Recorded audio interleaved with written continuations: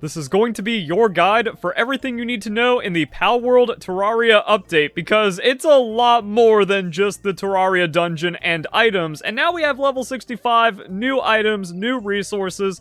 This now controls your life. Coralum is going to be needed for the new weapons, and you need a lot of it. 155 ingots for the shotgun, 160 for the rifle, 200 for the charge rifle.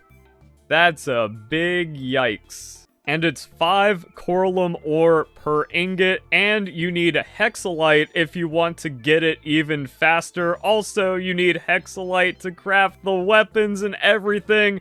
We are in the end game, especially because you also need it for the ammunition, which is why the weapon guide hasn't come out yet. The Terraria weapons are busted, and that's going to be later in this video, though.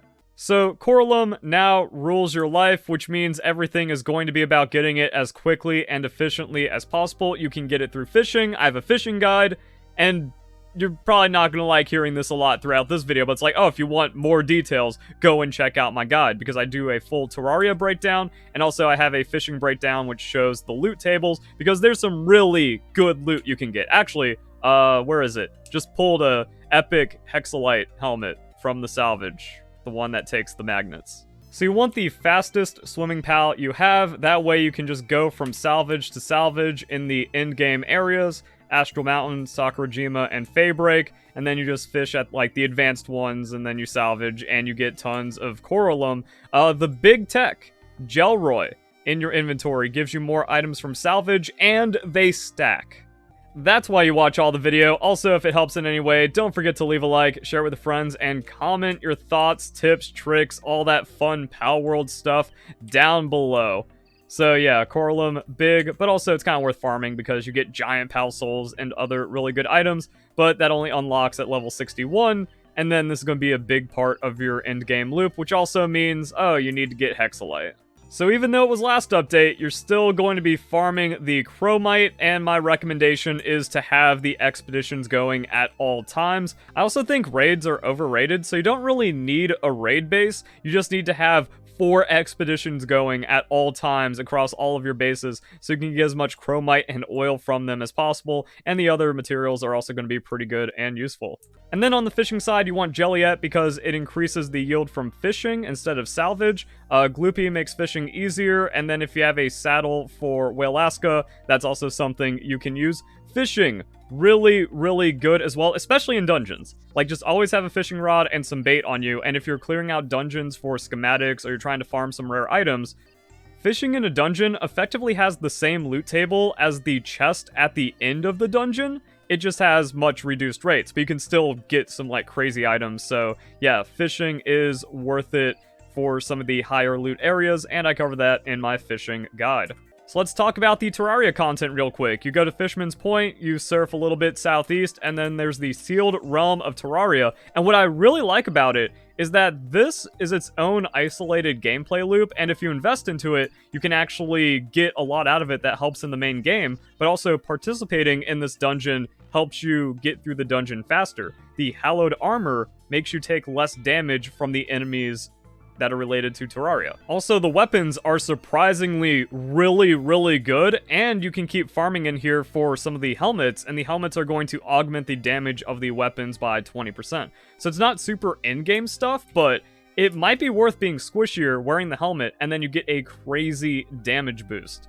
Now, the order for clearing the Terraria dungeon is that once you go through the first room, you want to make a left, and then you go right, and then you go left, and then you go right, and then you go right, and that's going to be how you can make it to the end of the dungeon. But you also want to stop by the life crystals because they're free life elixirs, and they reset every time the dungeon resets. So if you want to max out your hit points really quickly, so once you hit around level 40-ish, so you can easily take out the Eye of Cthulhu, then you can just, like, max out your health, not worry about the elixirs, and you're good to go. So, like I said, you want to go left, and then for this room, we're going to be going right. That's going to take you through this cave, and then you can go straight from this mushroom area to find the life crystal, and then you progress down, and then you just clear to the end of the boss. Now, once you make it to this part, this is going to be one of the rights that takes you to the end of the dungeon, but this left takes you to a chest and the life crystal. So you just need to remember left, right, right. So this is going to be that second right, and then the third right is coming up because we go to the end of this tunnel, and then the final right is coming up. So you want to go to that wall over there. There's a chest down to this left, but that doesn't take you to the end. Alright, now let's show off how crazy these weapons are, because the Terra Prisma is insane. That it makes these swords, and you can have 9 of them, and then they just constantly attack the enemy. So when it stops producing swords, there you go. And you can swap weapons, and they're just going to constantly do damage for you for forever. So then we have the Terra Blade, which is very fast and launches ranged attacks. So it's like having a ranged weapon that doesn't consume ammo, just durability. And since it's a melee weapon, if you can get up on the enemy and attack them, you can do melee damage with it as well. And then you can really get tons of damage that way. So yeah, you can get the weapons and then do really well against the bosses and stuff in this game. And the damage is only going to get augmented as you get the helmets. And then farming for the Eye of Cthulhu mask actually gives you a really good legendary helmet. 350 defense, 800 defense, compared to Palmetal Legendary 245-60. So depending on when you take out the Eye of Cthulhu, and if you get the legendary drop, which is a 10% chance, but you're going to be doing a lot of farming for the life crystals and the loot, you just jump to Hexalite without having to craft the Hexalite.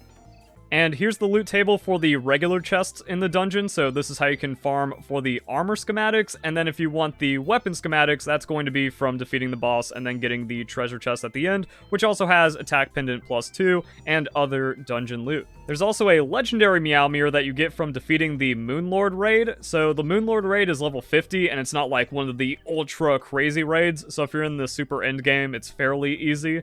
And then you get the Celestial Sigil schematic from the dungeon. So you just craft this, turn it into the sigil, use that, and then that's how you can fight the Moonlord, and then you can get some loot that way.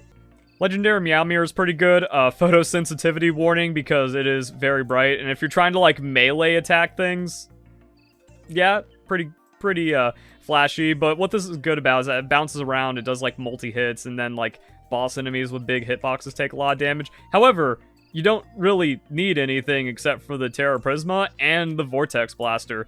So Vortex Blaster does really well, because watch how slow the ammo drains despite the amount of hits that we're putting out.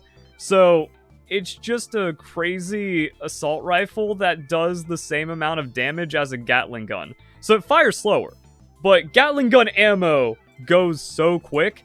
And as we can see, it's 375 damage on the Gatling gun. This is a rare, so it's 20% higher to 360, but even 20% less damage for this is still crazy. And then you can put on the helmet and get even more damage out of it. Also, there's no reloading. This is an absolutely shattered weapon, so you definitely want to farm for epic at least, and you can use the drafting table on it, which is really nice. So yeah, just stay in the Terraria dungeon forever until like you max this out, and then you can win the game. Also, hopefully by then you end up with a better Terra Prisma. It doesn't work against the target dummy, but you can just kind of see like, yeah, you have these swords, and then they just attack everything. Does chew through the durability really fast, but who cares? And this only uses rifle ammo, so it's super cheap, no reloading. If you get a legendary one, it might actually be the best item in the game, because then you don't have to worry about expensive crafting, or until you just have like thousands of plasteel you don't know what to do with, and you just end up with like too much hexalite somehow. Yeah, so and then for the weapon guide, I'll figure out if this is worth it, but it can't be worth it, right? 5 rifle ammo for 1 hexalite, 1 coralum? Jeez. And if you want to make the swords go away, you just unequip and then equip it back. But if you take this off during combat, it will despawn the swords. So you just like keep this here, and then the swords are always attacking, and it's a really cool summon. We have fishing platforms now. These are really nice because you can get all kinds of different pals from them. So you can use that to farm pals, also good for farming passives, maybe also getting like breeding stats and stuff, so you can get some good breeding combinations. And then the loot is going to be based off of the fishing spots. So large fishing can get you gold keys. It can also get you the end game schematics. I got a Depresso fishing rod just from here. You can get large pal souls, giant pal souls, and all kinds of good stuff, and mostly like passive coralum, even though it's not a lot.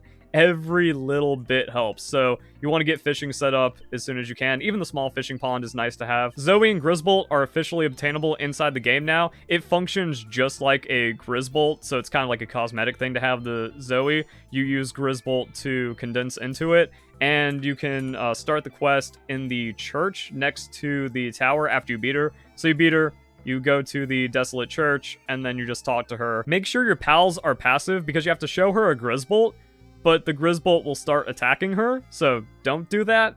And then go through her quest line, and there we go. There's also missions in the game, so you can keep track of those through the mission tabs. You talk to NPCs around the island, you talk to them in the little towns and stuff, keep up with the submissions and get the rewards. I don't know like how crazy some of the rewards are, but now there's missions that can be really nice for helping you out throughout the game. And now we have the surgery table, so you can change your pal's gender, and you get these through salvage, or you can exchange them for bounty tokens, and then you can change the passive skills of a pal, which is pretty crazy, and you buy the chips at these bounty hunters, and also the new single-player battle facility. But the bounty tokens are more usable. This kinship peach increases the friendship with your pals, which also affects their stats now. So we have this new thing on the trust, and you can even like hover to see, oh, bonus from trust, plus 35 at level 6.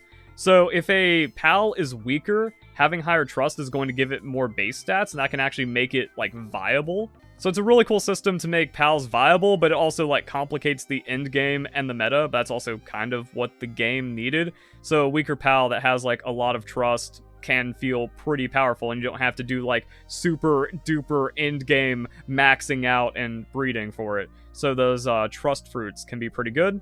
And now the PAL Arena isn't just for PvP, there's a PvE mode that gives you tickets, and the tickets are how you can get some various goods. So the whistles are going to be different here. That instead of just having like the generic attack whistle, you can get a +3 to a specific stat. And then we have legendary schematics for the energy shotgun, charge rifle, overheat rifle, and if you don't want to farm it up, you can just kind of settle for the epic, which might actually be worth it in some situations. The damage jump isn't that crazy. So it's 5 schematics to just kind of craft into legendary, or you can be patient and then wait for like 2.5 worth if you just want to jump to the legendary. And then we got more chips. So runner, stamina, serenity. Good stuff right there. Life fruits, other skill fruits. And look at that. You can actually buy Holy Burst now. So that is huge for the end game meta and like the 300 players that actually care about sweating that hard. Also, there's a new legendary pal. You might have seen me riding him earlier because it's a speedboat. So if you can take on that challenge, it's good. It's inside one of the realms, instead of just being like an overworld boss, so that's kind of fun. And then there's different kinds of islands. We got shipwrecks, we got tropical islands. The tropical island locations also have a lot of oil, so we have like multiple 3 oil bases now, and there's 6 on the island, so people are really excited about that. Then we have various icebergs and other locations. There's just a Welaska Ignis boss chilling out there. And then this is where you get Gelroy and Gangler. Gangler is really good because it has 4 watering as a small pal. So that's going to change the dynamics of your base and your farming. Look at that. Gangler Ignis going to have 3 kindling as well. So an incredibly useful pal just to have around. And I think that's pretty much going to be everything. We got Terraria, we got the missions, you can sleep with your pals now. Enemy bases aren't really that big of a deal from what I've noticed. They just get a little bit of loot, instead of just kind of like going into those stupid camps that have the pal inside and there's really nothing to it. Now there's a bit more just like interaction and world building inside of that. Arena overhaul, gameplay adjustments. This might be good for raids. Axel, Marcus, Victor made easier because no one could beat them, because no one actually played this game, even when it had like millions of players on launch. Work aptitude is easier, new skills and passives, but that's like end game stuff that most players aren't even worrying about right now. Quality of life bulk storage, world updates, and then bug fixes and fun stuff like that. So there we go. Hope you guys enjoy the video. Hope you all have a nice day. Thank you very much for watching.